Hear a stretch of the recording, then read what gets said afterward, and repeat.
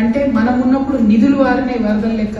ఇప్పుడు ఈ గవర్నమెంట్ లో తిట్లు వాడుతూనే తప్పితే ఇంకొకటి అయితే ఏం జరుగుతుంది. యథా రాజా తదా ప్రజ అన్నట్టు ముఖ్యమంత్రి మంత్రులు అదే పనిగా తిట్ల దండకం చదువుతుంది తప్ప ఇంకోటి లేదు.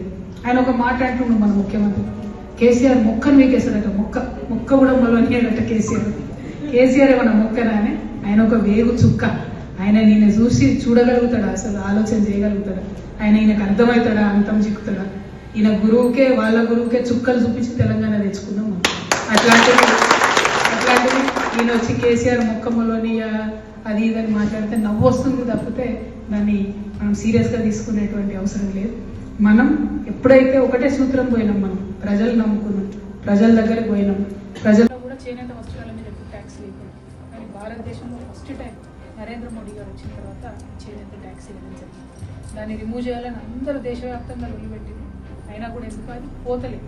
అయితే ఇక్కడ రాహుల్ గాంధీ గారు మన రాష్ట్రానికి ప్రచారానికి వచ్చినప్పుడు ఏం చెప్పారంటే, సరే మోడీ గారు వేసిరు 5%, మేము తెలంగాణలో అధికారంలోకి వస్తే ఈ 5% మేము రద్దు చేస్తామని రాహుల్ గాంధీ గారు చర్చలలో సభ జరిగినప్పుడు మన కుల బాంధవులందరినీ కూడా కలిసి వారు చెప్పడం జరిగింది. సో ఆ విషయాన్ని తప్పకుండా కాంగ్రెస్ పార్టీని మేము Subscribe us and press the bell icon for more interesting updates.